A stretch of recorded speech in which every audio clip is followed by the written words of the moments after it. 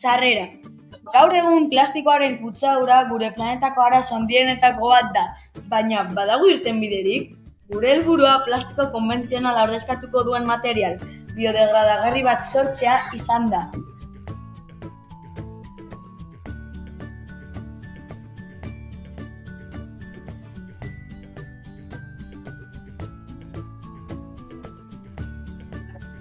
Ekoizpen prozedura. Lehenengo urratsa ekoizpena da. Bi formulazio desberdin ekoiztu ditugu gliserina kantitate desberdinarekin. Altoirina, ura, gliserina eta gelatina erabili ditugu. Osagai hauek nahastu eta berotu egiten dira masa homogeneo bat lortu arte. Garrantzitsua da kantitateak ondo neurtzea bioplastikoak malgutasun egokia izan dezan.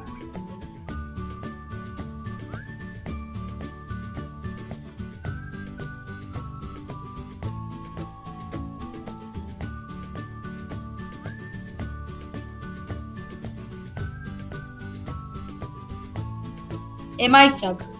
Behin masa lehortuta, hau da lortu dugun emaitza, ikus dezakezue material sendoa, baina aldi berean moldagarria dela. Plastiko tradizionalaren itxura du, baina jatorri naturalekoa da. Proba mekanikoak egin ditugu biak alderatzeko.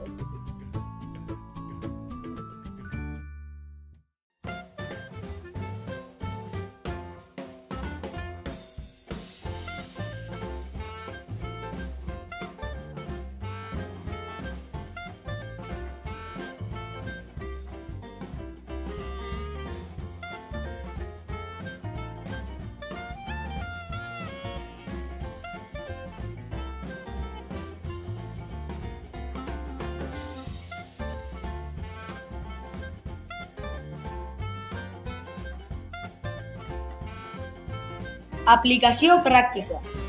Laborategitik egunerokotasunera. Gure bioplastikoa hamarretakoa biltzeko erabil dezakegu. Honela, zero zabor filosofiari jarraituz plastiko bakarreko ontziak ekiditen ditugu gure eskolan.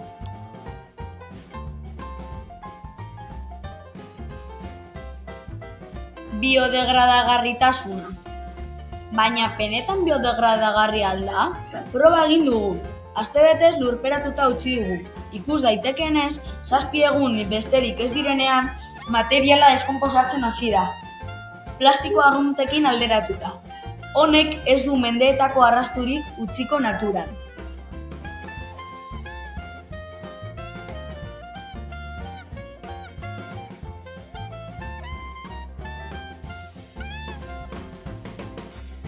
Ondorioa argia da.